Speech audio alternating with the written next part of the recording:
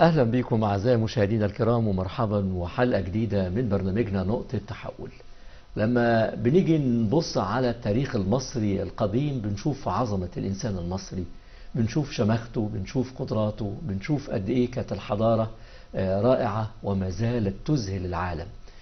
الحقيقة بنقول دايما إحنا من هذا عصب أجدادنا القدماء اللي احنا بنفخر بيهم دايما، وبنبقى فرحانين ان احنا أحفادهم، وبنحس قد ايه بعظمة الإنسان المصري لما نشوف الأجانب جاية من كل مكان تشاهد آثارنا الرائعة وتشوف أمجاد كبيرة جدا، تشوف حضارة رائعة، تشوف أبنية، تشوف مقابر، تشوف أشياء يمكن بتذهل العقول، وبيستغربوا ازاي قدر الانسان في الفترة يعني المتقدمة جدا من حياته انه يصل الى هذا النوع من التكنولوجيا. هي فعلا كانت تكنولوجيا رائعة، فاقت تكنولوجيات كتيرة، ببساطة شديدة جدا قدر يقدم الانسان المصري معجزات. النهاردة نتقابل مع انسان مصري ايضا جميل قوي في مجال الآثار، هو معجزة في حد ذاته، عشق الآثار زي ما عشق مصر وتراب مصر، بص لكل شيء جميل بالنسبة للآثار وحس ان هو جزء منها، وقال انا كمان عاوز اتغول فيها واسبح في عالمها علشان اطلع اسرارها الكتيرة، مش بس لمصر، ده كمان للعالم. النهاردة هنتكلم على الأستاذ الدكتور جلال أحمد أبو بكر، وضيفنا النهاردة وبطل حلقتنا. هذا الدكتور هو دكتور الآثار والحضارة المصرية بكلية الآداب جامعة المنيا. اهلا وسهلا بك يا دكتور. اهلا بحضرتك، منورنا حضرتك. سعيد، ربنا يخليك يا رب. اهلا وسهلا بك دكتور جلال. انت تعشق الاثار. نعم. وحبك للاثار يمكن كان سببه صدفه، وكان سببه ارتباط يمكن من الصغر باشياء كثيره، لكن اتجاهك للدراسه زي ما حضرتك قلت لي قبل التصوير هو كان صدفه خلت القدر يوجهك اليها، وكأن القدر كان عارف بالظبط مين اللي هيبقى في المكان المناسب. طبعا حضرتك في هذا المجال اللي حققت فيه وأنجزت فيه الكثير، لم تكن تتطلع إلى مناصب، لكن كنت تتطلع دائما إلى العلم والمعرفة. الحمد لله على كل حال. دكتور جلال أحمد أبو بكر، مرة تانية أهلا وسهلا بيك. ربنا يخليك، سعيد بحضرتك. ونبدأ مع حضرتك وبداية رحلة التعلم والتعليم منذ القدم أو منذ البداية. منذ الأسرة الكريمة والطفولة. كيف كانت هذه الطفولة؟ الحقيقة بداية أنا ريفي المنشأ، أعتز بهذا كثيرا، والحقيقة يمكن البداية كانت في قريتي المحبوبة الصغيرة، قرية السلماني، مركز البلينة، محافظة سوهاج. أعتز بها كثيرا وأعتز بمن فيها وبالنشأة التي كانت في هذه الفترة لها طابع يعني خاص بنحن عليه ونشتاق إليه طبعا كلما تقدم بنا العمر. وبدأت رحلتي بالمدرسة الابتدائية، حيث كنت يعني تلميذ في هذه المرحلة في مدرسة القرية. أذكر بكل فخر واعتزاز 2 من أساتذتي الأفاضل، وأدين لهم بالطبع بكل يعني الحب والود والتقدير وأشياء كثيرة جدا جدا. وبداية تعلمنا الأستاذ رحمة الله عليه الأستاذ عبد المعطي أحمد عبد الرحمن، وأطال الله في عمر الأستاذ حشمة محمد طه، أذكره بكل خير وبكل فخر. إيه يا فندم؟ كان الأستاذ عبد المعطي عليه رحمة الله مدرس اللغة العربية، وكان الأستاذ أطال الله في عمره وبارك فيه يا رب الأستاذ حشمة محمد طه كان مدرسا للعلوم. أحببت اللغة العربية وقارنت بالطبع بين اللغة العربية واللغة المصرية في مرحلة متأخرة بالفعل. نعم، كان هذا حبك للغة العربية منذ اللغة العربية في البداية وربما يأتي في الخطوة التالية عشقي للآثار الذي لم أكن أخطط له بالفعل. الله. كما تفضلتم سيادتكم. المنيا مليئة بالآثار. وأنا من قرية مجاورة لمنطقة أثرية شهيرة جدا جدا، منطقة أبيدوس أو مدينة أبيدوس. الله. وهي مدينة أثرية رائعة بها من الآثار ما يجل عن الحصر. أبيدوس اسم إله تقريبا؟ أبيدوس اسم مدينة لكن هي مرتبطة الاسم قديم وهو من كلمة أبجو معناها التل العالي أو الجبل العظيم، ثم حرفت إلى أبدوس ثم أبيدوس، ويعني استقر الاسم هكذا في العربية. في أبيدوس موجود بها آثار من كل العصور، وأشهر ما فيها الآن معبد سيتي الأول بأبيدوس، من أروع ما خلق الله أو ما أبدعت يد الإنسان في هذا المكان. وأنا في المرحلة الإعدادية لم تكن بالقرية مدرسة إعدادية، فكنا نذهب أصدقائي إلى منطقة أبيدوس لأن بها المدرسة الإعدادية، فكنا نمر على الآثار ونحن لا نعرف قيمة الآثار. وعندما نزور الآثار كان نوع من يعني الرفاهية ليس أو يعني نوع من اللي هو الحب التشوق المعرفة، ولكن لا نعرف الأسرار بتاعتها.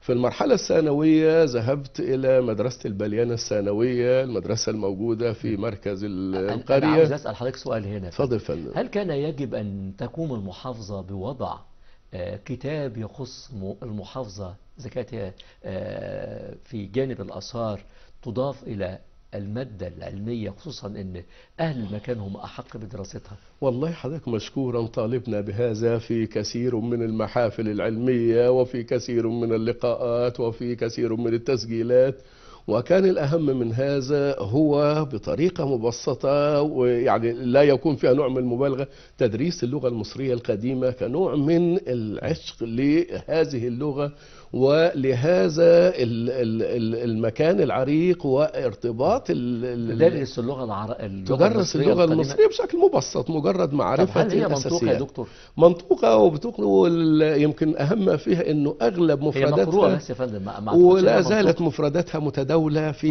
لغتنا يعني الحالية. يعني لو قلت لي جملة باللغة الفرعونية القديمة، نعم. هل نسمع بتنطق باللغة العربية، ولكن أهم ما فيها أنه أغلب كلمات اللغة المصرية لا زالت متداولة في اللغة العربية. وأنا كان لي عمل متواضع، عملت كتاب صدر عن إحدى الهيئات الحكومية عن المتوارث من مصر الفرعونية. اللغة النوبية على شاكلة اللغة المصرية القديمة. نعم. المصرية القديمة. نعم. الخاصة بالفراعنة. نعم. هل هي مسموعة زي اللغة النوبية؟ اللغة المصرية تم إحيائها يمكن مؤخرا والاهتمام بها أكثر. يمكن الذي لا يعرفه الكثيرون أن تطور اللغة المصرية جاء كالتالي. بدأت اللغة المصرية بالهيروغليفية. تمام. وعلى ذكر هذا، الهيروغليفية هي خط من الخطوط وليست لغة. تمام. لأنه بيخطئ دائما من يقولها اللغة الهيروغليفية. الهيروغليفية خط من الخطوط. صح كده. فتدرجت طبقة معينة من نعم الطبقات. صح كده بالضبط. الخط الهيروغليفي، الخط الهيراتيقي، الخط الديموطيقي، وصلنا إلى اللغة القبطية. اللغة القبطية لا زالت إلى الآن متداولة ما بين إخواننا الأقباط كلغة تراتيل في الكنائس والأديرة وبشكل يومي، بل أنه بعض العائلات الموجودة في جنوب مصر لا زالت إلى الآن تتعامل فيما بينها باللغة القبطية. فعلى هذا بيع وشراء وعلاقات بينها، وحتى في اللي هي يعني جلساتهم وهكذا تراتيل كلغة حية يتعاملوا بها ما بينهم، ولكنها على نطاق ضيق. معنى هذا أن اللغة المصرية لا زالت قائمة وعائشة وحية، ونحن نتداولها يوميا في بعض المفردات خاصة بأسماء البلاد، أسماء الأشخاص، حتى أسماء الأشياء المستعملة في حياتنا اليومية. لكن ما نقدرش نعمل منها جملة للتخاطب بيننا وبين بعضنا البعض. ممكن تقال، ولكنها تكون غريبة على أذن المستمع، لأن مفرداتها أو اللي هي ما أصطلح على يعني نطقها يكون غريبا على أذن المستمع. يعني لو قلت والله أنا عاوز أطلع إلى نزهة، ماذا تقولها باللغة؟ في اللغة المصرية هناك اتفق على حاجة بنسميها مقابل صوتي. تمام. أو بنسميها الترانسليتريت زي ما بيسموها عندنا في اللغة أو في القواعد، أن هناك مقابل صوتي لكل حرف من الأحرف. تمام. إنما هذا لا يمنع أنه هذا الحرف يساوي حرف كذا في اللغة العربية. حرف الألف والباء والتاء والثاء إلى النهاية.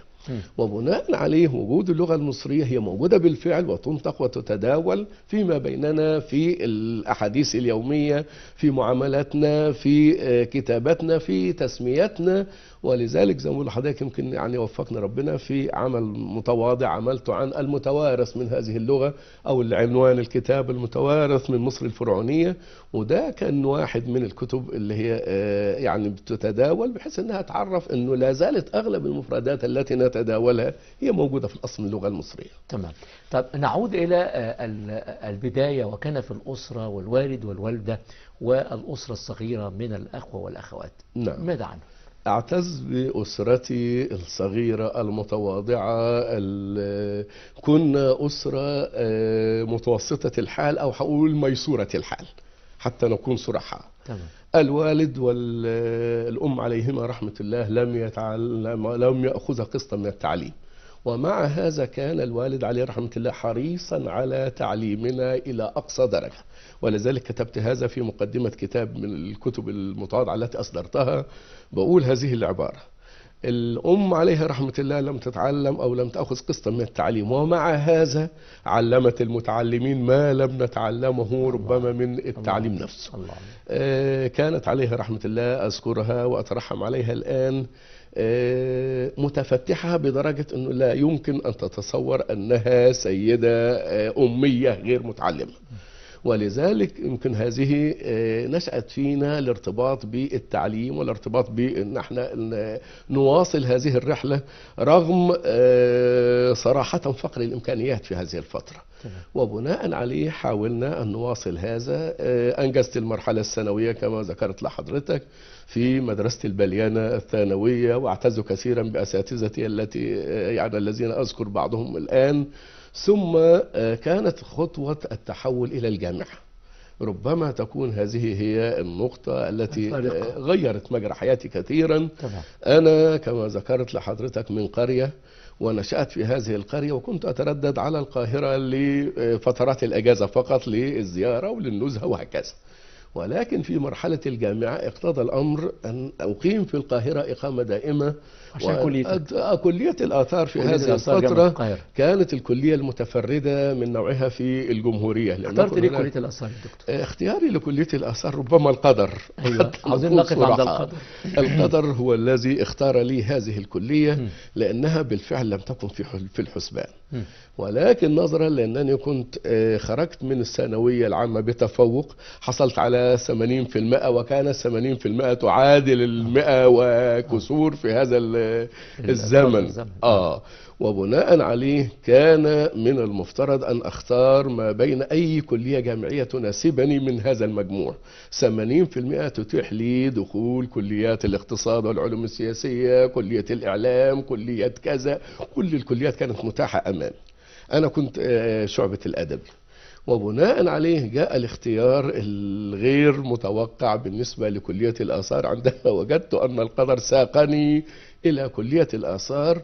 وعندما حاولت أن أغير مجرى حياتي وجدت أن القدر هو خلاص مقدر علي أن أنا أستمر في هذا الإطار. إزاي يا فندم كان القدر هو الحاسم في الموضوع؟ في اليوم الذي قررت فيه نقل أوراقي من كلية الآثار إلى كلية أخرى، وجدت مجموعة من زملاء الثانوية العامة المتفوقين الذين خرجنا من نفس المدرسة، ومنهم زميل أذكره الآن وأذكر الموقف، الأستاذ زغلول عبد الله محارب، مدير عام مركز تسجيل الآثار في وزارة الآثار. وعندما ذهبت لنقل ملفي وأوراقي قابلت الزميل الفاضل وقال بنفس التعبير: انت رايح فين؟ احنا كلنا موجودين في الكلية الجميلة دي.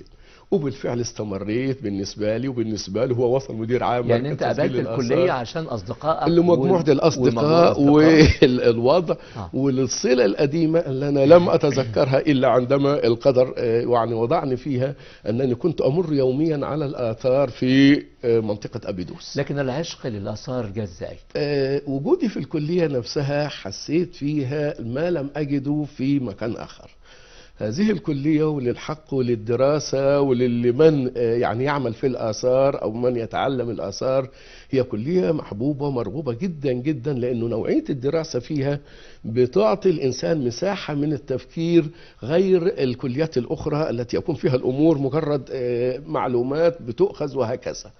وكانت النقطة الهامة فيها أننا كنا بناء على برنامج معين موضوع ولازلنا بننفذه الآن مع الطلاب الآن، أن الكلية تقوم بتدريبات عملية ورحلات إلى مناطق الآثار على الطبيعة.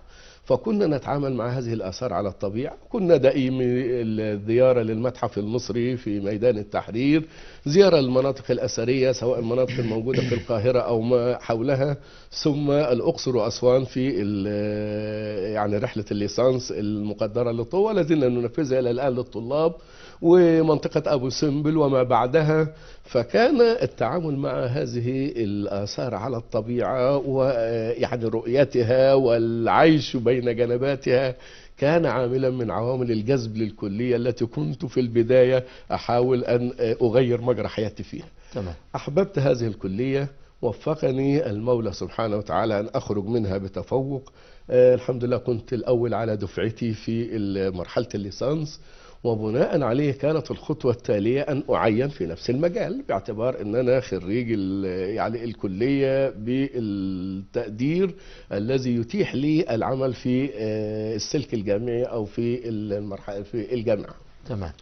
درست وقدمت الماجستير في جامعة القاهرة ولا قدمتها في الحقيقة رغم عينت معيدا يا دكتور؟ عينت معيدا في كلية الآداب جامعة المنيا على غير يعني ما كان يتوقع أن أعين معيدا بكلية الآثار. ليه حضرتك ما تمش تعيين؟ ظروف يعني لن أخوض فيها، ربما كانت يعني نواحي إدارية، لأنني أذكر بكل فخر وإجلال عليه رحمة الله الأستاذ الدكتور عبد العزيز صالح عميد كلية الآثار في هذه الفترة عندما استدعاني يعني أوائل الخريجين أو أنا أول الدفعة، واعتذر بلطف أنه يعني لا توجد درجات خالية في هذه السنة تحديدا.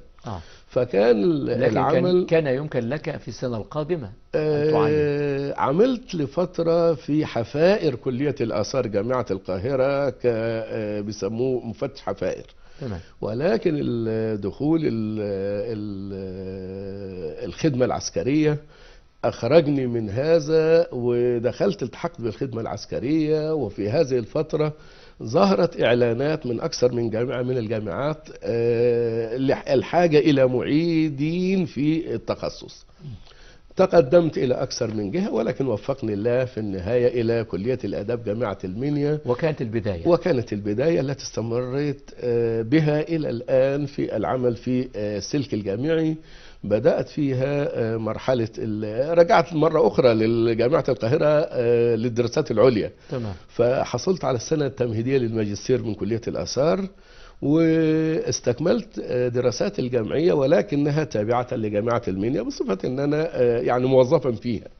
فحصلت على الماجستير من جامعة المنيا ثم الدكتوراه، وبدأت رحلة ما بعد الدكتوراه أو اللي هي رحلة الأستاذية التي وفقني الله فيها إلى مرحلة يمكن يعني نسبية ما، لأنني استغرقت وزملائي أيضا مراحل طويلة جدا جدا بالنسبة لدراسة الماجستير والدكتوراه، ربما بحكم التخصص في الإيجيبتولوجي أو علم المصريات يستدعي من الشخص منا أن يعمل كثيرا في العمل في مراجع أجنبية، في العمل في تحليل وترجمة نصوص كلها بخطوط ولغات قديمة، فيستغرق الأمر منا سنوات وسنوات حتى نحصل على الشهادة المطلوبة. عاوزين نقف عند الآثار المصرية و يعني الجانب الخاص بأستاذ في مجال الآثار المصرية.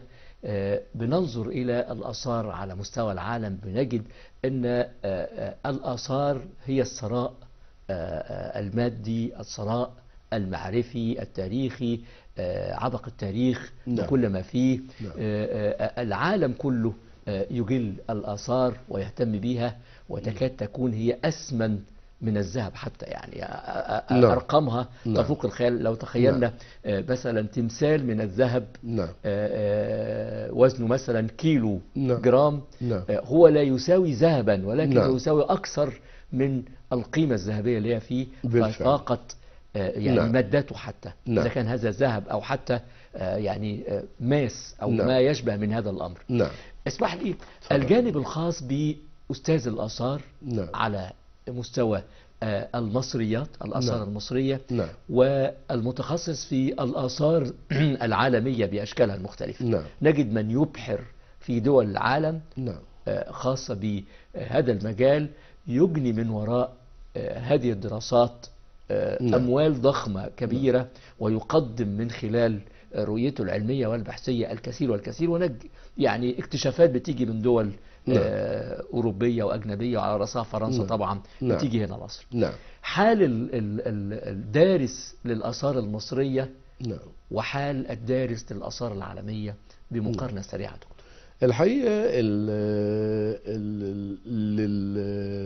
الحضارة المصرية سحرها الخاص، ومن يعني يتقرب من هذه الحضارة ويلمس جنباتها وما فيها من أسرار يحس بالفعل بعظمة هؤلاء الأجداد. حقيقة لدينا في الحضارة المصرية أشياء تفوق الخيال وتفوق الوصف، وتفوق أيضا ما يمكن أن ينجز بالنسبة لفترة من الفترات،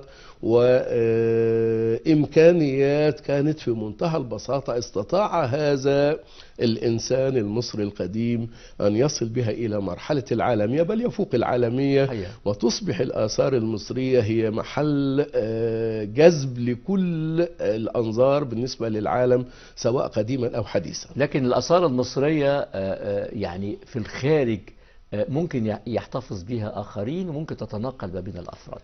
الحقيقة التطور المرحلة بتاعت الآثار المصرية لو رجعنا إلى الوراء قليلا، أنه خلينا نبدأ من الحملة الفرنسية. جذبت الحملة الفرنسية أنظار العالم كله إلى أهمية مصر وإلى آثار مصر، وإلى هذه الآثار المغلفة بأسرار نظرا لعدم معرفة قراءة اللغة المصرية، وبناء عليه أصبحت محط أنظار العالم كله. من هنا في هذه الفترة، وعندما بدأت دراسات شامبليون، وللحقيقة أنه لم يكن هو الأول أو هو الأوحد، لأنه سبقه علماء كثيرون بالنسبة لدراسة اللغة المصرية أو فك هذه الرموز، منهم يانغ وغيره، ولكنه في النهاية كان شامبليون هو الذي استطاع أن يصل إلى أسلوب معين بالنسبة لنطق اللغة المصرية، ومن هنا تفتحت الآفاق. كان أثر ولا يقال أنه هو كان جندي من جنود يعني كان شامبليون يعرف اللغات القديمة، ومنها اللغة القبطية واللغة اليونانية على ما قيل وغيره. كان باحثا في مجال. نعم، ولذلك كان بحثه في اللغات القديمة ساعده كثيرا في يعني الوصول إلى بدايات اللغة المصرية القديمة. ومن هنا بقراءة شامبليون للغة المصرية وبداية قراءة النصوص الموجودة بدأت يعني الأسرار تفض شيئا فشيئا، وبدأ العالم الذي كان ينظر إلى هذه الآثار على أنها طلاسم وسر من الأسرار، هي لغة مقروءة بنقرأها وبنستطيع منها أن يعني نعرف ما وراء هذه اللغة وما وراء هذه الآثار المعمولة. ده ناتج من التقائنا مع اليونان والإغريق ومعايشتنا ليهم في فترة، ومع السبق المصري القديم لكل هذه الحضارات. لأنه لو رجعنا للتاريخ المصري القديم، تاريخ المصري القديم ربما بدايته تكون من بداية اللغة المكتوبة زي ما بنقول، هي بنسميها بداية الأسرات من 3200 أو 3400 تقريبا ما قبل الميلاد. من هذه الفترة بدأت الحضارة المصرية تزدهر تتطور حتى وصلت إلى مراحلها الأخيرة. عند دخول اليونان والرومان كانت الحضارة المصرية قائمة بالفعل، وكان اليونان والرومان على معرفة بخلفية هذه الحضارة بناء على التعامل. ومن هنا بدأ فك حجر رشيد. وهذا الارتباط. اسمح لي ناخد لقطة سريعة ببعض الصور الخاصة بسجل حياة حضرتك، ونشوف ونعلق مع حضرتك. شوف الصورة الأولانية فندم، ماذا عنها؟ الحقيقة صورة لها ذكرى جميلة جدا جدا، لأنها بها ربما رمز من رموز الآثار المصرية وعلم من علماء الآثار عليه رحمة الله، الأستاذ الدكتور عبد الحليم نور الدين. طبعا علم من يعني من أعلام مجال علم المصريات وأستاذ الأساتذة في هذا التخصص. كانت تجمعنا مناقشة رسالة ماجستير في كلية الآداب بجامعة أسيوط. هو من أسيوط برضك يا فندم، صح تقريبا؟ الدكتور عبد الحليم عليه رحمة الله من الرملة في الأليوبية. نعم. طيب إلى أن تأتي بعض الصور الأخرى دعنا نتحدث على الجانب الخاص بالآثريين. يمكن ده كان سؤالي مع حضرتك. اتفضل حضرتك. الأثري على مستوى العالم هو مطلوب على مستوى العالم، يعني هناك تحركاته الشخصية، ولكن يبقى الأثري المصري داخل مصر يعمل في صمت وينكر ذاته، يعني ويذوب ذاتيا في حضارته فقط، مكتفيا بهذا الدور. بالفعل البعض من الأجانب يطوف العالم كله بأفكاره ونظرياته وأبحاثه، ويطلب في تسمين بعض الآثار العالمية أو في بحث عنها.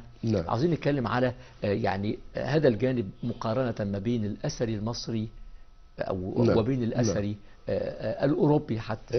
الحقيقة هو أقرب شيء للآثار هو يعني أبناء هؤلاء البلد أو البيئة بالفعل كما تفضلت حضرتك، الذين يقيمون فيها والذين هم أقرب إلى هذه الحضارة. ولذلك تفسير الآثار بيكون أو يعني الرموز الخاصة بالحضارة المصرية بشكل عام منطقه يكون أقرب لأبناء البلد أكثر من الأجنبي. صح. مع احترامنا لبعض الأجانب الذين عملوا في هذا المجال، ونحن شخصيا استفدنا من دراستهم الكثير، وخاصة الأقدمين منهم الذين كانوا شغالين بره، يعني هم هناك مش بس بيتبعوا جامعة من الجامعات، لا دي مكاتب خاصة لهواة جمع الآثار ومشاهير العالم في تداول هذه الآثار.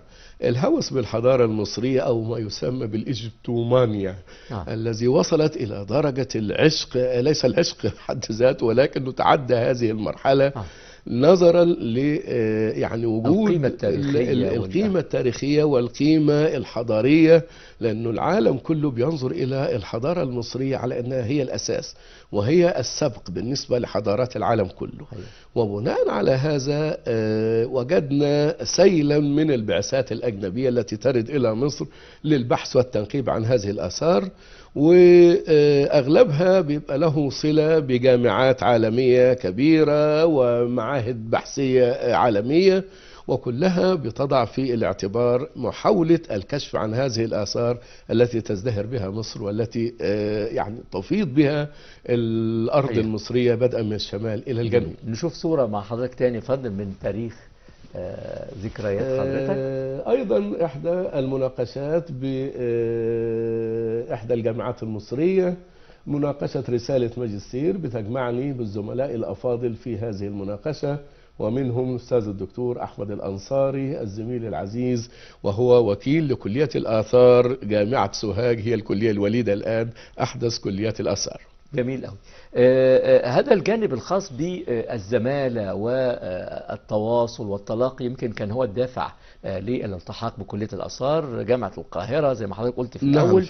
اسمح لي، هذه الزمالة كيف أضافت لشخص الأستاذ الدكتور جلال أحمد أبو بكر؟ والله الحقيقة ولا زلنا والحمد لله وإلى الآن لا زالت العلاقة متبادلة، حتى من يعني خرج منا خارج المجال بالنسبة لمجال العمل في حقل الآثار. تمام. بعض الزملاء الذين التقيت بهم لا زالت إلى الآن صلتنا مستمرة بحكم العمل في نفس المجال، لأنه كما سبقت الإشارة إلى أنه الزميل الفاضل هو الآن بيعمل في يعني في حقل الآثار وفي منصب هام في وزارة الآثار بالفعل. تمام. وبناء على هذا حتى بعض الزملاء الذين لم يتاح لهم العمل بالنسبة للحقل الأثري وخرجوا إلى الحياة العملية في أماكن أخرى، لا زالت إلى الآن الحمد لله الصلات متبادلة والود متبادل، ونلتقي كلما سمحت الظروف في يعني الاجتماع في مناسبات عديدة تتعلق أغلبها أيضا بالمجال اللي هو الخاص بالحقل الأثري.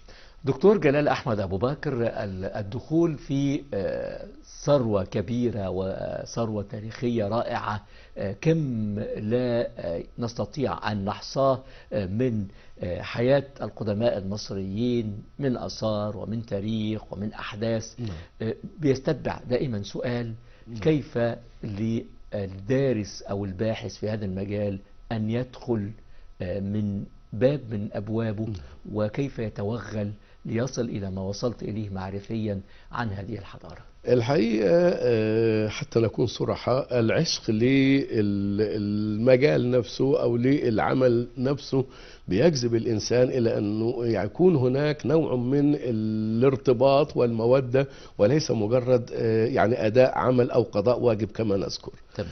العمل بالنسبة للآثار المصرية أو حتى بالنسبة للآثار بشكل عام، أن يكون هناك الالتحاق بإحدى الجهات المتخصصة في هذا، إحدى الكليات الجامعية. كليات الآثار الآن متعددة وموجودة في يعني أكثر من كلية من الكليات، كما أشرنا الآن إلى كلية الآثار بجامعة سوهاج الوليدة. فالآثار موجودة إما ككليات آثار مستقلة بذاتها، موجودة كلية الآثار في الأقصر، كلية الآثار في جامعة سوهاج، كلية الآثار جامعة القاهرة الأم، الكلية الأم التي نتتبعها احنا جميعا، كلية الآثار بجامعة الفيوم، كلية الآثار بأكثر من مكان من الجامعات المصرية. هناك أيضا الالتحاق بأقسام الآثار في كليات الآداب، وأغلب هذه الأقسام بالفعل تتبع اللائحة الخاصة بلائحة كلية الآثار الأم جامعة القاهرة. ومن هنا بتكون هناك لائحة متدرجة بالنسبة للطالب أو الدارس في هذه المرحلة أن يستتبع دراسة الآثار بشكلها المتدرج، بدءا من الفرقة الأولى حتى يصل إلى الفرقة الرابعة. يبدأ بأي جزئية يا فندم من تاريخ المصري؟ بنبدأها حضرتك تدريجيا، بدءا من اللي هو فترات التاريخ المصري تزامنا، الجانب الحجري، الدولة القديمة في البداية ومعها عصور ما قبل التاريخ بالفعل. تمام. عندما يعني الفرقة الثانية بيأخذ الدولة الوسطى، الفرقة الثالثة الدولة الحديثة، الفرقة الرابعة العصر المتأخر وما تلاه من العصور اليونانية الرومانية، تزامنا مع كل التفريعات الخاصة بالمجال. من قسم هذه العصور يا فندم؟ يمكن الجانب الخاص بهذا الزخم المعرفي وهذا الكم الكبير من الآثار. احنا عرفنا هذه التاريخ من خلال الآثار، يعني أولا قراءة الأثر، ثم تدوين أحداث، يمكن بنسمع أحداث كثيرة أو نقرأ عن أحداث كثيرة. كيف تم التقسيم وماذا عن التقسيم الخاص بالأسر؟ هناك عندنا ما يسمى بمصادر دراسة التاريخ القديم. تمام. مصادر دراسة التاريخ القديم بتشمل عدة مصادر مختلفة، منها الآثار بالطبع باعتبارها هي الأهم، وهناك بعض التقسيمات التي أقرت بناء على بعض الكتابات القديمة، منها على سبيل المثال ما يعرف لدينا كمتخصصين باسم تاريخ مانيتون. تمام. مانيتون هذا هو مؤرخ مصري قديم عاش في فترة البطالمة، وقسم التاريخ المصري إلى أسرات حاكمة، هي 30 أسرة حاكمة، وهو ما نسير عليه حتى الآن. تقسيم مانيتون لازلنا بنقر به ونسير عليه حتى الآن. لم تكن هناك دراسات تغير هذا المسير؟ استتبعت دراسات كثيرة جدا جدا، وكانت هناك بعض الإضافات وبعض التغييرات بالنسبة للجوانب الأخرى تبعا للاكتشافات الأحدث، ولكن استقر التقسيم الموجود الذي أقر به مانيتون واستتبعه بعض علماء الآثار بناء على الدراسات المختلفة. تمام. عندما يتجاوز الدارس مرحلة الليسانس بيدخل إلى مرحلة الدراسات العليا، والتي تبدأ بالسنة التمهيدية للماجستير، أو بديل عنها الدبلومة الخاصة في فرع من فروع التاريخ أو علم الآثار. لدينا الآن أفرع مختلفة، منها تاريخ الفن، منها عصور ما قبل التاريخ، منها الآثار المصرية، الآثار الإسلامية، علم الحفائر، كثير جدا جدا من التخصصات كلها بتصب في إطار هذا العلم. طب دكتور جلال أحمد أبو بكر، يمكن الجانب الخاص بدراسة الأثر نفسه، كيف يمكن أن نضع للأثر القيمة الفعلية والتاريخية من وجهة نظرك، إذا في جانب مثلا من استكشاف حفر معين ووجدنا تمثال ما أو آخر، كيف نعود إليه وكيف نصل إلى أي أسرة هو يتبعها، أي مجال هو فيه؟ هل هناك من مفاجآت عن أن في هناك أسرة منسية احنا ما خدناش بالنا منها؟ هل ما زال تاريخنا تاريخ المصري هناك أسرار لن نكتشفها بعد؟ ماذا عن هذا الجانب؟ الحقيقة الحضارة المصرية تغلفها الكثير من الأسرار حتى نكون محقين. تمام. لم يتم اكتشاف كل ما هو معروف عن هذه الحضارة. تمام. وما نفعله هو مجرد اجتهاد بناء على الشواهد الموجودة لدينا أو ما يتوافر لدينا من مصادر ومن معلومات. ضمن برنامج التدريس بالنسبة للطلاب هناك ما يسمى بعلم الحفائر. وعلم الحفائر هو العلم الذي يبحث فيه أصول الدراسات التي تخرج من باطن الأرض، والتي يمكن عن طريقها تحديد عمر الأثر بطرق معينة، منها بعض الطرق اليدوية ومنها بعض الطرق العلمية الخاصة بيبقى أجهزة علمية حديثة متطورة، منها بعض الاستكشافات الأخرى، منها بعض الشواهد الأثرية التي يمكن أن نستعين بها كمتخصصين في هذا. فعلم لكن ننسبها إلى أي أسرة من الأسر بيجي بناء على هذا بيبدأ الأمر بالنسبة للاكتشاف الذي يمكن الحصول عليه، سواء عن طريق البعثة الأثرية المسؤولة أو عن طريق الصدفة أحيانا إن كان، وده بيحدث كثيرا. بيكون الأمر بيتعدى أكثر من جهة من الجهات. أولها إن كان على هذا الأثر كتابة معينة، من خلال قراءة الكتابة وتحليلها نستطيع الوصول إلى ماهيته أو إلى مصدره أو إلى الفترة التي ينتمي إليها أو هكذا. إن لم يكن هناك، بيكون هناك طريقة المقارنة ما بين هذا الأثر بالنسبة لأساليب الصناعة وبالنسبة للناحية الفنية والناحية التكنولوجيا الخاصة بالصناعة وهكذا، علشان نقربه إلى أي الفترات أو أقرب الفترات الخاصة. تمام. إن لم يكن لهذا ولا ذاك بيجري تحليل اللي هو عمر الأثر نفسه، وهناك أجهزة متطورة جدا جدا بتحاول أن تصل إلى تقدير عمر هذا الأثر، ومن هنا كشف التزييف بيكون سريع جدا جدا. تمام. ما بين تقدير أثر يرجع عمره إلى آلاف السنوات، وما بين أثر طبعا يعني بيبقى لا قيمة له بالنسبة للناحية الأثرية، بناء على شواهد علمية أولا، وبناء على تحليلات يمكن أن يدخل فيها الأجهزة العلمية المتطورة.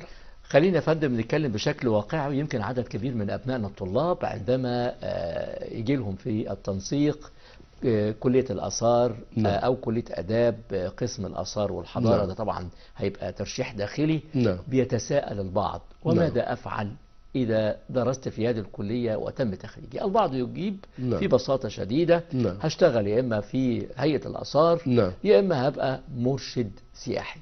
هل هذا هو آخر الطواف بالنسبة لدارس الآثار في مصر، ولا هناك جانب آخر يستطيع أن يعمل فيه؟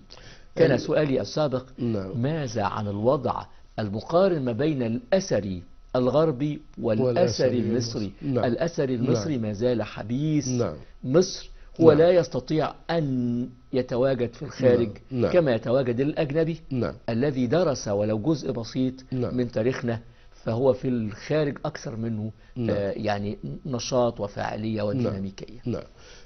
حتى نكون منصفين، دراسة الآثار لها طبيعة خاصة طبعا، ومن يلتحق بالآثار كما سبق الإشارة أو يعني أشرت إليه في عجالة، أنه في البداية يجب أن يكون محبا لهذا المجال بالنسبة للدراسة وبالنسبة للعمل فيما بعد. مجال الآثار الحقيقة من المجالات الجميلة بالنسبة للتعامل، عندما يتقرب الإنسان من هذا المجال ويخوض في أعماقه ويحس أنه قريب من حضارة مضى عليها آلاف الأعوام، وهذه الحضارة لها عبق معين بالنسبة للإنسان يستشعره عندما يتعمق أو يتوغل في أسرار هذه الحضارة. ومن هنا حتى نكون منصفين أن دراسة الآثار بالوضع الذي درجت عليه بالنسبة للتنسيق الخاص بتوزيع الطلاب على التخصصات، بيكون في نوع من عدم التوازن أو الاتزان أحيانا. الجامعات المصرية الآن، نحن عندما درسنا الآثار أو التحقنا بكلية الآثار كما ذكرت لحضرتك، كانت هي الكلية الوحيدة على مستوى الجمهورية.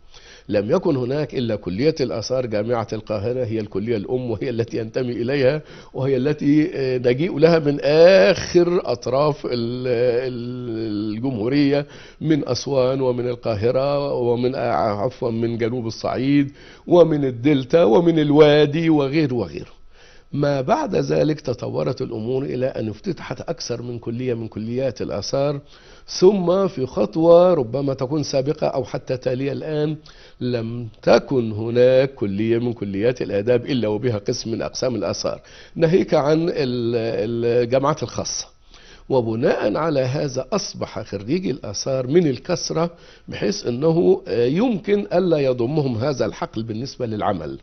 فهناك مجالات أخرى ممكن أن يعمل بها الباحث، منها مجال التدريس على سبيل المثال، منها مجال العمل في المتاحف وهذا جزء من التخصص، منها العمل أيضا بالنسبة لخبراء آثار في يعني أماكن أو في مصالح حكومية مختلفة، منها أيضا العمل بالنسبة للمجال الخاص ب علم الترميم الآن، أو اللي هو هذا المجال، والمجال الآن مفتوح للعمل كثيرا، منها العمل أيضا في المجالات الخاصة التي هي ذات صلة بهذه الدراسة. تمام. عاوزين نشاهد مع حضرتك بعض اللقطات السريعة من ذكرياتنا الجميلة. شهادة تقدير، أحد شهادات التقدير المتواضعة بناء على العمل في هذا المجال. أشكر طبعا يعني من قام بهذا التقدير لشخص المتواضع، باعتباره أننا يعني أحد العاملين في هذا المجال الخاص بالآثار المصرية. تمام. طيب دكتور، نعود إلى العالمية الخاصة التي يجب أن ننشدها لدارسي الآثار المصرية. نحن أصحاب حضارة عميقة في الخارج، يعني يسمنون هذه الآثار بشكل أو بآخر، ولكن طبيعة عمل الأثري المصري تختلف كثيرا عن الأثري الأوروبي أو الغربي. لماذا نتوقف فقط عند دراسة آثارنا ولا نتناول دراسة حضارات أخرى بعيدة عن آثارنا حتى نصل إلى هذا الجانب الخاص بالعالمية في البحث عن الآثار بشكل عام وليس بشكل دقيق في الآثار المصرية؟ الحقيقة يمكن الآثار المصرية كما تفضلتم لها طبيعة خاصة ولها السبق بالنسبة لدراسات الحضارات العالمية أو الحضارات القديمة بشكل عام. لا يوجد حضارة من حضارات العالم يمكن أن تطابق الحضارة المصرية، يعني بما لها من جوانب تتعلق بكل ما يتعلق بجوانب الحياة، ما يتعلق بجانب الناحية السياسية الاقتصادية الاجتماعية الدينية، حتى على المستوى الإنساني أو الجوانب الإنسانية المختلفة. صح. ومن هنا بالنسبة للحضارة المصرية أصبحت لها السبق الذي يجبر العالم على دراسة الحضارة ولا يجبرنا نحن على دراسة حضارات هذا العالم في أي مكان من الأماكن. علم فرص العمل يا فندم محدودة في مصر فقط بالنسبة لدارسي الآثار. أنا بتكلم على نكون صرحاء في هذا. نعم. الغرب يأتون إلينا في عمليات استكشافية بحثية وكأنهم يقرؤون التاريخ أفضل ما نقرأه نحن. يعني هناك مثلا بعثة أثرية تأتي مصر فتقول إن في المنطقة الفلانية في المسافة التي تبعد عن كذا وفي هذا المكان يفترض أن يكون للأسرة السادسة أو الأسرة الثانية. الدراسات هناك متعمقة لدرجة أنها تتصل إلى بعض معرفة الكنوز الخاصة بآثارنا المصرية اللي ممكن قوي أثريين المصريين يغبون تماما عن الوصول لهذا الأمر. عايزين نعرف هذه الإشكال. دعنا حضرتك نكون محقين في هذا. ربما الإمكانات المادية في الأساس. تمام. الإمكانات المادية التي تخصص للبعثات الأجنبية العاملة بجمهورية مصر العربية، وأنا كما يعني سبق وذكرت لحضرتك أنني كنت أحد العاملين في إحدى اللجان العلمية العاملة على الإشراف على البعثات الأجنبية، أن هذه البعثات تتمتع بإمكانات مادية تتيح لها العمل بهذا الشكل المنظم وهذا الشكل المجدي والمثمر. بالنسبة للإمكانات الخاصة بنا ربما تكون أقل تواضعا من هذا، وبناء عليه بيبقى دائما بالنسبة للأجنبي نوع من الحرية بالنسبة للتعامل، بالنسبة للاكتشافات، حتى بالنسبة للإصدارات. يكرم ماديا من دولته ومن مصر أيضا ماديا. يعني هو هذا ما بيحدث بالفعل. كان في الأول الاكتشافات بياخدوا جزء من الآثار اللي بتخرج من في البلد. طبعا هذا الأمر تضررنا منه كثيرا، لا والحمد لله آثار بره مصر كثيرة. الحمد لله. ربما يكون قانون الآثار الأخير أو الحديث يعني أبقى بأمانة عشان يعني نكون منصفين، أبقى على هذا كثيرا، وحدد بالنسبة لعمل البعثات الأجنبية باشتراطات معينة، وبالنسبة لخروج الآثار برضو أيضا باشتراطات معينة. ربما كان الأمر قديما في عدم معرفة قيمة هذه الآثار أو قيمة هذه الثروة التي تحت أيدينا ولا ندرك قيمها. عندما خرجت هذه الآثار خرجت في فترات قديمة بالطبع، في مراحل كان القانون فيها لا يتيح هذا يعني أو لا يضع هذه الضوابط التي توضع الآن. فخرجت هذه الآثار إلى أكثر من مكان من الأماكن في كل الدول الأوروبية يعني بلا استثناء. موجود كم من الآثار المصرية ربما يفوق ما هو موجود أحيانا، ويتم تداوله بيعا وشراء ما بين أحد ما ربما نعم الآثار اللي هم يبيعوا هذه الآثار ويسمنوها بشكل قانوني. وليس الهوس أو يعني الإعجاب بالحضارة المصرية اللي وصل إلى هذه الدرجة جعلهم يجعلون من هذا نوع من الاقتناء الذي يحرص عليه أكثرهم بالنسبة اللي هم الأثرياء وغيرهم. وهذا ما يسمن أيضا حجم آثارنا المصرية وأهميتها على مستوى العالم. والآثار موجودة في متاحف أوروبية لها كل التكريم ولها كل الحفاظ. لدينا نماذج لمتاحف عالمية لا تعد ولا تحصى، كلها بيكون عندها الآثار المصرية لها نوع من التكريم الذي لا يوجد حتى في أماكنها الأصلية. طيب نعود إلى الجانب الخاص بهذه الكلية، كلية الآداب جامعة المنيا. نعم. وجانب الخاص بالآثار والحضارة المصرية. نعم. هذا الجانب في التخصصات يا فندم يمكن نعم. لما بنيجي نتكلم على كلية الآثار بجامعة القاهرة لها نعم. قطاع مختلف نعم. عن ما تقدمه كلية الآداب. نعم. كيف نميز ما بين الاثنين؟ وجودنا بالنسبة لكلية الآداب كقسم من أقسام كلية الآداب هو قسم الآثار. الجميل فيها أن احنا نتبع اللائحة الخاصة بكلية الآثار الأم. تمام. ونطبقها على القسم بالنسبة الآثار الأم اللي هي جامعة القاهرة. جامعة القاهرة احنا دايما تمام. بنذكر انها الآثار الأم باعتبارها هي الأساس. تمام. الكلية الآثار جامعة القاهرة لها لائحة دراسية معينة بنطبقها بصفة أننا أبناء هذه الكلية. تمام. وخريجيها، وتطبق على أبنائنا الذين كأنه فرع يدرسون. يتبع جامعة القاهرة. نعم، بنفس درجات التخصص وبنفس ساعات التدريس وبنفس برنامج العمل. ولذلك لدينا بالنسبة لقسم الآثار جامعة المنيا لدينا هناك 3 شعب مختلفة بالنسبة لدراسة الآثار في هذه جميل. الكلية. يعني ما فيش فارق ما بين الاثنين؟ لا يفرق كثيرا. خريجي كلية الآثار مع خريجي كلية الآداب يعمل في نفس المجال وفي نفس الاتجاه، وربما يكون أنه حصل على قسط أو قدر من التعليم لا ينتقص تماما مما درسه طالب كلية الآثار. هذا يعني نظرا لتشابه هناك متحف داخل الكلية يا فندم؟ لدينا بالنسبة لقسم الآثار كما تفضلت أو كما أشرت لحضرتك أن هناك لدينا 3 شعب مختلفة. شعبة الآثار المصرية بيدرس فيها الطالب الآثار المصرية الخاصة بهذه الفترة. شعبة الآثار الإسلامية ومستقلة بدراسة الآثار الإسلامية بتفريعاتها المختلفة.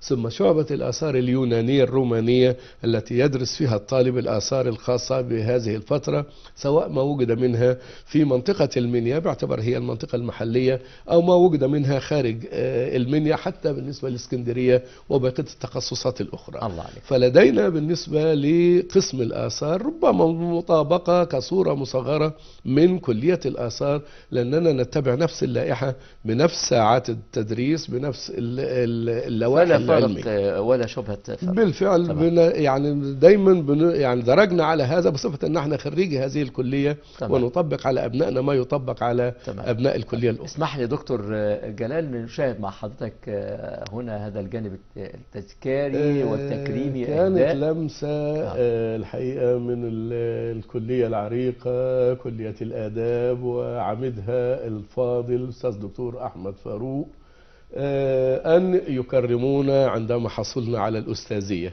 الله عليك. كانت لمسة وفاء من الكلية أن تكرم كل من حصل على درجة الأستاذية في الكلية فكانت هذه لمسة وفاء أشكره وأشكر الكلية عليها وإدارة الكلية بشكل عام. دكتور، عاوزين نتكلم على الجانب الخاص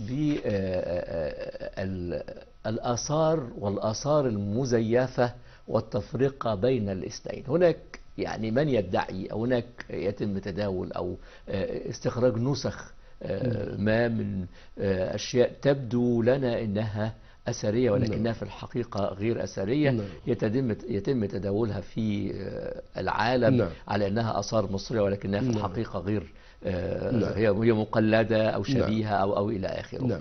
كيف يمكن أن نميز ما بين آثارنا المصرية بطابعها الحقيقي وبين ما هو مزيف أو منسوخ منها؟ الحقيقة كما ذكرت لحضرتك أنه من ضمن تخصصات الدراسة عندنا بالنسبة للقسم وبالنسبة لكليات الآثار بشكل عام أن هناك مادة أو مقرر دراسي بيعني بدراسة هذا بالنسبة للطلاب بيسمى علم الحفائر. علم الحفائر هذا علم متخصص بيختص بالتعامل مع الآثار بدءا من خروجها من باطن الأرض وحتى عرضها في المتاحف، ولذلك أكثر الأقسام أو بعض الكليات بتربط ما بين العلمين، فيصبح هناك علم الحفائر والمتاحف أو المتاحف والحفائر كما يسمى في أغلب الكليات. فهذه الفكرة بالنسبة لدراسة هذه الجزئية على وجه التحديد بتتيح للدارس أنه يبدأ التعامل مع الأثر بدءا من خروجه من باطن الأرض حتى يتم عرضه بالنسبة للمتاحف أو اللي هو في العرض للجمهور. في هذه المرحلة خروج الآثار من باطن الأرض لها اشتراطات معينة ولها يعني في ضوابط معينة، ثم التعامل معها من قبل المرممين، وهذا جزء خاص بالنسبة للدراسة. فهناك أقسام الترميم موجودة أيضا بالنسبة للجامعات المصرية، فيصبح التعامل مع هذه الآثار له طبيعة معينة مع التخصص. هناك أكثر من أسلوب من أساليب الكشف عن هذه الآثار سواء كانت حقيقية أو مقلدة.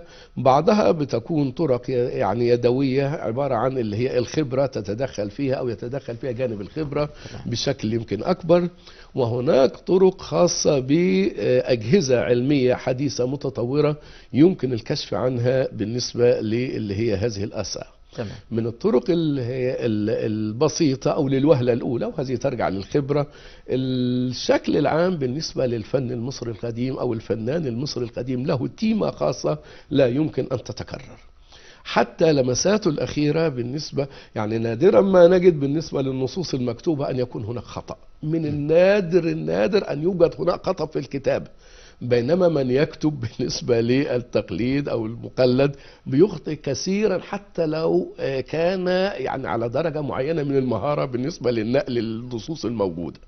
فمن الوهلة الأولى يمكن للمتخصص أن يعرف أن هناك في نوع مختلف أو نوع اختلاف بالنسبة للكتابة هذه عن تلك. بالنسبة أيضا للشكل العام بالنسبة للفن المصري القديم له طابع مميز، حتى بالنسبة لبعض الفترات التاريخية هناك سمات معينة أصبحت ثابتة بالنسبة لنا كمتخصصين أو حتى بالنسبة للدارسين بالنسبة لنا. أن هناك فترات تاريخية معينة تميزت بسمات فنية معينة، بحيث أنه الدارس وليس المتخصص يعني أو الأستاذ في المجال أو غيره يستطيع أن يميز ما بين فن يرجع لفترة كذا وفن يرجع لفترة أخرى من هذه الفترات. بالنسبة أيضا حتى لنوعية المادة المستخدمة، وهذه هي الأساس أو هي الأصل في الموضوع، أن هناك مواد معينة درجة القدم فيها بناء على الشواهد الأثرية أولا، وبناء على الأجهزة العلمية التي يمكن القياس. لدينا ما يسمى بكربون 14، هذا يعني جهاز من الأجهزة الأحدث تطورا ربما تفوق هذا بكثير في الكشف عن عمر الأثر والذي يمكن تحديده بطريقة لا تحتمل الخطأ. خلينا نشوف بعض التكريمات لحضرتك مرة تانية واستكمالا لمشوارك العلمي والبحثي. أعتز كثيرا بهذا التكريم لأنه أتى من مناسبة لها طابع جميل بالنسبة للكلية الأم كلية الآثار جامعة القاهرة، التي درجت على سنة حميدة جدا جدا بنشكرهم عليها كثيرا، وهي إقامة يوم تكريم كل عام بالنسبة لخريج الكلية في العام الحالي أو أوائل الخريجين في العام الحالي، ودفعة من الدفعات القديمة بالنسبة لخريجي كلية الآثار. فتصادف أن دعيت إلى حفل التكريم الخاص بالدفعة التي تخرجت فيها، دفعة 1980 على وجه التحديد. وكان منها الزميل الفاضل عميد الكلية الآن أستاذ الدكتور محمد حمزة الحداد، كان دفعتي بالنسبة للدراسة. فكرمونا وبقية الدفعة من الخريجين في يوم التكريم، وهذه سنة أنا بشكر كلية الآثار بالفعل عليها، أنها بتساعد على التقاء الأجيال وعلى التواصل ما بين الزملاء في فترات مختلفة. فشكرا لهم على هذا التكريم. شكرا لك يا دكتور جلال. دكتور جلال، الجانب الخاص بمناقشة الرسائل الدكتوراه هي الجانب المثمر في الدراسات. اسمح لي، ماذا نستفيد نحن مصريين من هذه الرسائل الدكتوراه والماجستير؟ هل بتقدم رؤية جديدة وقراءة جديدة للأثر الموجود بالنسبة لنا؟ هل بتعيد تصنيف وترتيب يعني فترات تاريخية بشكل أو بآخر؟ هل بتحل ألغاز وأفكار كنا نعتقد بصحتها أتت لتقدم جديد بعيدا عن الجانب الاكتشافي؟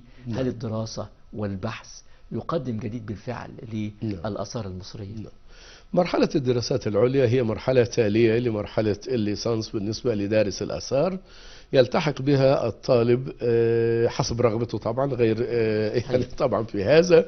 فبناء عليه بنجد أنه بدءا من الحصول على السنة التمهيدية للماجستير كخطوة مؤهلة للالتحاق بالدراسات العليا وتسجيل رسائل الماجستير والدكتوراه. تمام. يشترط بالنسبة لباحث الماجستير ثم الدكتوراه أن يكون الموضوع جديد، وألا يأتي بموضوع سبق تداوله أو تناوله.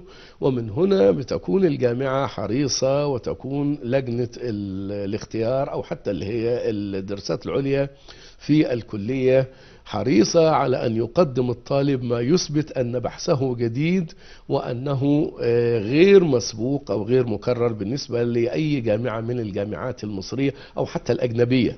وبناء عليه عندما يعقد السيمينار الخاص بمناقشة خطة البحث التي سوف يقدمها الباحث، بيتعهد فيها أن يكون الموضوع لم يسبق تسجيله من قبل. ما هو الجديد يا دكتور اللي ممكن نحط إيدينا عليه من خلال عدد كبير من الرسائل العلمية التي تم مناقشتها كحضرتك كنت مشرفا أو مناقشا عليها؟ نتوقف عند بعض هذه الرسائل التي أضافت جديد. ماذا عنها وماذا عن الجديد؟ الحقيقة كم الرسائل الموجود بأمانة لا يمكن حصره، لأننا نتعامل مع منطق التخصص بالنسبة للدراسات العليا، أن يسجل الطالب أو الباحث بالنسبة لمرحلة الماجستير والدكتوراه في نقاط معينة تتعلق بأفرع الحضارة المصرية المختلفة. زي إيه مثلا؟ لو خدنا مثال من بعض الرسائل اللي اتقدمت وتقدم فيها جديد في مجال دكتوراه أو حصول على الدكتوراه في أي جزئية ممكن تكون لافتة كإشارة لمنتج خرج من رسالة دكتوراه، مش هنقول جانب تطبيقي لكن هو جانب تحليلي أو استنباطي، لأنه مش هيضيف أكتر من هذا الجانب ولا هناك إضافات أخرى. بالنسبة لطالب الماجستير لا يشترط عليه أن يأتي بجديد. احنا بنقولها دايما أنه الماجستير هو عبارة عن تجميع، والطالب يكون في مرحلة يعني بيأخذ خبرة للالتحاق العلمي أو التأهيل بالنسبة لمرحلة البحث العلمي بالفعل. تمام. بالنسبة للدكتوراه بتكون هناك أفرع مختلفة بالنسبة لتخصصات الحضارة المصرية، منها ما يتعلق بالديانة، منها ما يتعلق بعلم خاص بالتاريخ، منها ما يتعلق بالآثار، منها ما يتعلق بعلم حتى الحفائر كما أشرنا. هل هو يضع بفروض تخيلية أو يضع استنباطات معينة يسعى إلى تحقيقها أو الربط ما بينها وما بين أشياء أخرى في البداية؟ هو الهدف.